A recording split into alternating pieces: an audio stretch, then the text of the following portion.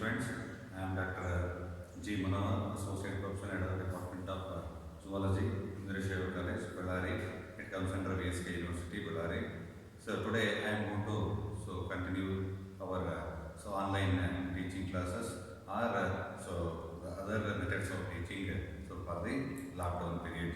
Okay. Today I am going to start with one more chapter, that is protein biosynthesis and genetic code. Protein biosynthesis and genetic code. Protein biosynthesis means that is synthesis of proteins in the living organisms. Okay, that means particularly in the cells of the living organisms, proteins are going to synthesize. That is called as protein biosynthesis. And genetic code. Genetic code is that is the information present in the DNA in the form of triplet codons. So that information is highly essential for the synthesis of proteins. So that is called the genetic code. In this chapter mainly we are going to study about how the proteins are going to be synthesized in the living organisms, cells of the living organisms. Okay, so it can be noticed in both the plants and animals also. In both prokaryotic organisms and eukaryotic organisms, you can see such type of protein biosynthesis. Okay, so what is protein biosynthesis? So we all know that proteins are going to be synthesized present in the plants, our plant food material, animal food material, they are going to be, when we are going to consume that one, those proteins are going to be utilized by our body also, so for the various physical and physiological activities. Okay, it is not so like that. We are going to consume varieties of proteins present in the plant food material or animal food material. But all those proteins which are present in that food material are going to be digested in our intestine and finally converted into monomers like amino acids. And these amino acids are going to be, because proteins are having a heavy molecular weight and the long polypeptide chains, they cannot be absorbed by our intestine as such. That's why all these proteins are going to be digested in our body, in our intestine, and after conversion, of digestion, those long polypeptide chains are going to be converted into monomers like amino acids. These amino acids are the building blocks of the proteins, and these after the formation of amino acids, these amino acids are taken into the blood, and blood is taking these amino acids to the finally cells. In the cells, these amino acids are going to be collected in the form of amino acid pool, the form of amino acid pool. And where in the cell, in the cell cytoplasm, whenever our body requires a specific type of protein, that time according to the information given by the DNA or genetic information present in the DNA, by using these amino acids, a specific type of protein or required type of protein is going to be synthesized according to its necessity in the cells of that organism. That's why, synthesis of this protein, how the proteins are going to be synthesized in the cells of the organisms in living condition. That's why it is called a protein biosynthesis. Protein biosynthesis. So this protein biosynthesis is not an easy task. It is not a simple method. Okay, so it is a very tough task and it is very complicated process and it is very difficult process. So it involves number of components for the synthesis of proteins. That's why let us study this protein synthesis in our body or in the cells of the prokaryotic and eukaryotic organisms. How that protein molecules are going to be synthesized. So first of all, before going to the mechanism of protein biosynthesis, it is better to understand why proteins are required. It is very important question, because all living organisms require mainly the 3 to 4 biological molecules like carbohydrates, proteins, lipids, etc. So among them, these proteins are also very important biological molecules. These proteins are going to act like a building blocks of the organisms. So for whatever the structure you take in our body, that is having one or other type of proteins. Okay, so these proteins are going to be used for structural activities and also for the biological activities, the physiological activities. So for the structural activities, the proteins are going to be used in where is the bone, in the muscles, tissues, etc. And for physiological activities or biochemical activities or biological activities, proteins are used in the form of enzymes or in the form of in the form of enzymes or in the form of hormones, etc. So like that, for the synthesis for the whole organisms, that means functions of the whole organism. Okay, the body of the whole organism is having proteins in, are utilizing proteins. are using proteins so for both structural activities and biological activities. So that the proteins are playing a crucial role or important role so in existing of the organisms and living of the organisms and the continuation of the organisms. So in various processes. Without proteins, so it is very difficult for it is very difficult for anyone to you just imagine how the life is on planet Earth. Okay, that's why proteins are playing very important role so in the body of each and every living organisms. All these organisms are going to synthesize the different type of proteins what they need in their own, okay, in their cytoplasm of the own cells. Okay, so that's why here the protein biosynthesis is there na? So protein biosynthesis, protein, so they are the building blocks. Bio means living, synthesis means producing. The production of proteins so in the living cells, that is called protein biosynthesis. This protein biosynthesis, already I told you that the proteins are highly essential for both structural activities and the functional activities or biological activities, and these proteins are synthesized in the cells of the living organisms. So first I am going to explain only the part 1. After that I will take up the part 2. So in this part 1 I am going to mainly concentrate on the components of protein biosynthesis. What are the components of protein biosynthesis? So namely amino acids, DNA molecule, non-genetic ribonucleic acids and ribosomes and enzymes. Okay, let us study one by one. Amino acids are the building blocks of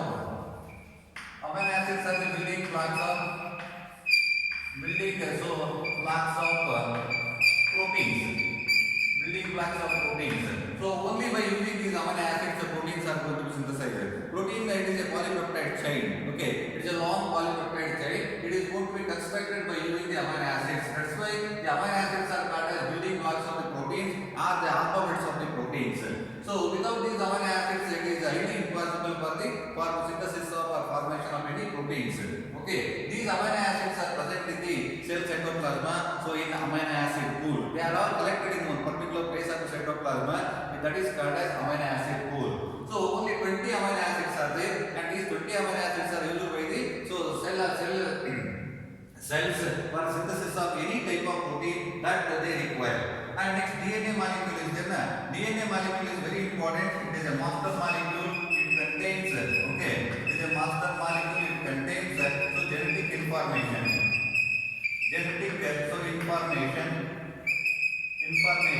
Which is necessary for the synthesis of proteins.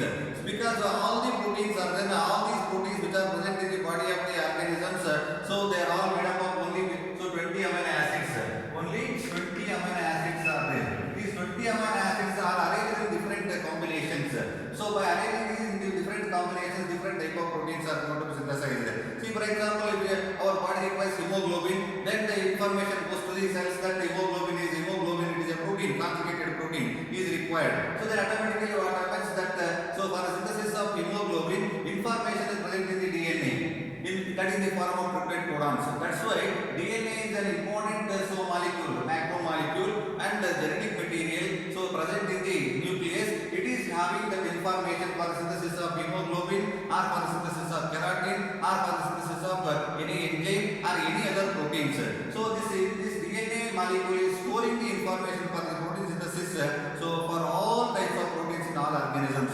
So that what happens here in this DNA molecule, so that at the time of protein synthesis, information is transferred to the cell, other cellular components which are going to involve in the synthesis of proteins. That's why DNA molecule is playing very crucial and important role by storing the information in the form of peptide codon for synthesis of proteins. Next, non-genetic ribonucleic acids. So then now why it is called as non-genetic ribonucleic acids? Because the ribonucleic acids are RNAs. Some RNAs are going to act like the genetic material in some viruses. Other than those viruses, so all these remaining the RNAs are all going to be act like non-genetical ribonucleic acids. They are not going to play any kind of role in the genetic storing of genetic information and transformation of genetic information. That's why there are non-genetic ribonucleic acids. There are 3 types of ribonucleic acids can be seen: mRNA, rRNA and tRNA. mRNA is messenger RNA, rRNA is ribosomal RNA, and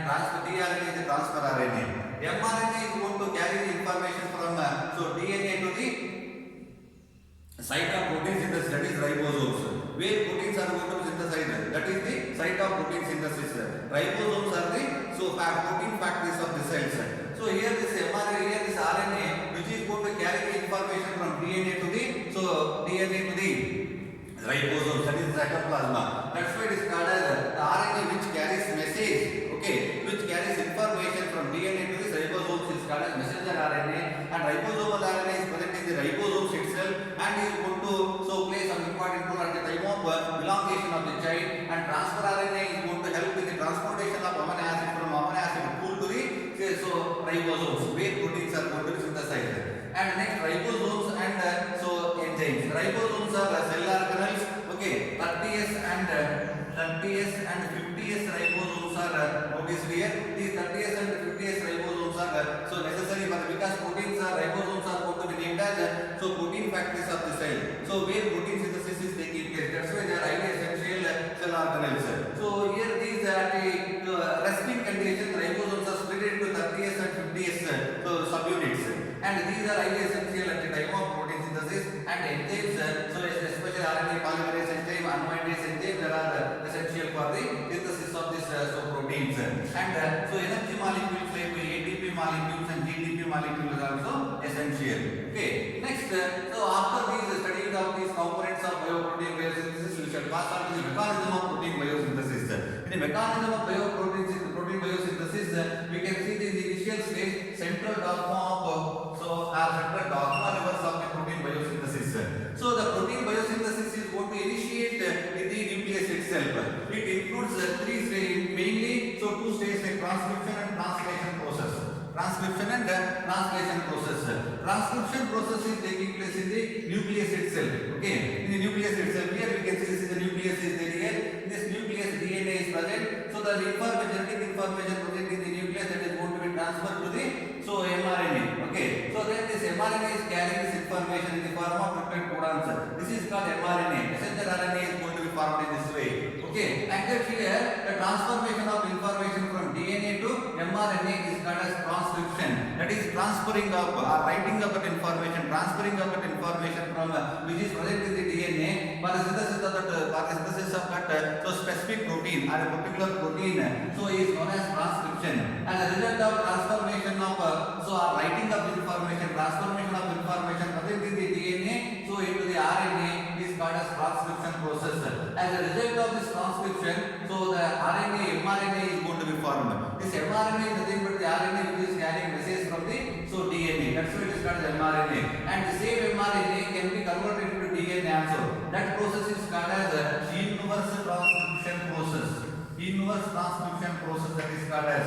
Okay. But what are we doing protein biosynthesis after the taking of information from DNA? DNA contains, that is a storage of some genetic information for all the proteins. Information is present in this DNA. So then mRNA, what happens? That information passes to the mRNA. Then that mRNA is taking information from DNA. So and next it goes to the all this transcription or formation of DNA, formation of mRNA. So from DNA is taking place in the nucleus only. After the formation of mRNA, that comes to the nucleus. That comes to the nucleus. Not nucleus. That comes to the cytoplasma. Okay, where in the cytoplasma, translation is taking place in ribosomes. After translation, the proteins are going to be formed here. So this is called central dogma reverse. So DNA from DNA information is transcribed to the mRNA. It is transcription process, and from mRNA, proteins are synthesized during the translation process. The translation is nothing but the conversion of DNA triplet codons into the amino acid long range. This is central dogma reverse.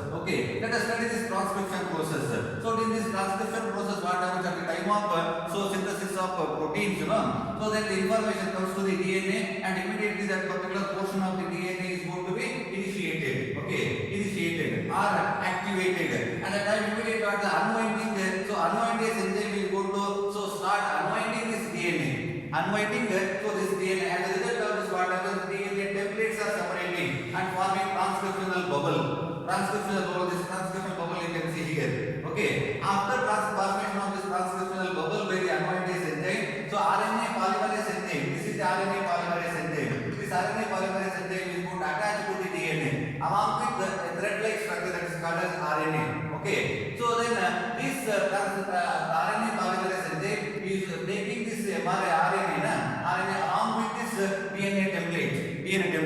this DNA template, so that information is present here in the form of nucleotides. Okay, so nucleotides. Here C cytosine is, adenine is there, thymine is there, adenine is there again, guanine, cytosine like that, T A C G G, T T A C C G A like that. The information is present in the DNA. So that information is so the particular information is going to code for the amino acids. As a result of which what happens, that information is present in the DNA at the time of so the transcription process is going to be transferred into the mRNA. See here we can see that here as and when here it is started, initiation is started here. So that initiation RNA polymerase is entered here. Okay, and continuously it is moving here. It is already come to this stage. Okay, RNA polymerase is so it goes on taking this RNA.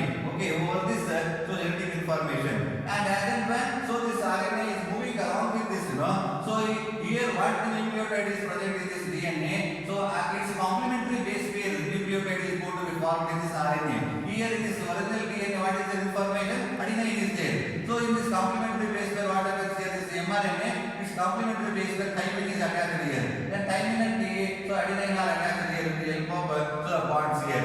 Okay, like that what happens, so then continuously what happens here? So like that here, thymine is there in the DNA and here adenine comes. Okay, because adenine is the complementary base pair of this thymine, and here adenine is there and here thymine comes. Okay, and here so okay, CG, that means guanine is there, then cytosine comes.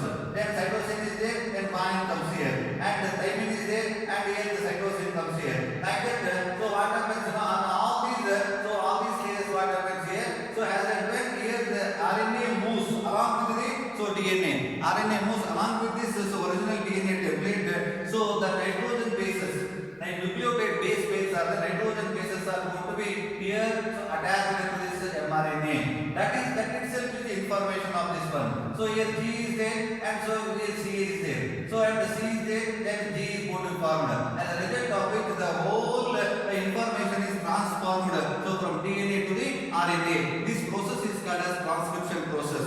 As a result of completion of this whole the transformation of whole information from DNA to the RNA, then so this RNA comes out of the transcriptional bubble. That is called mRNA. That is called mRNA. And mRNA is having information in the form of triplet codons. This is one triplet codon, this is another triplet codon, this is another triplet codon, this is another triplet codon. Like that, genetic information is present in the form of so triplet codons. So this is necessary for the protein biosynthesis. So here each and every triplet codon is going to code for one amino acid.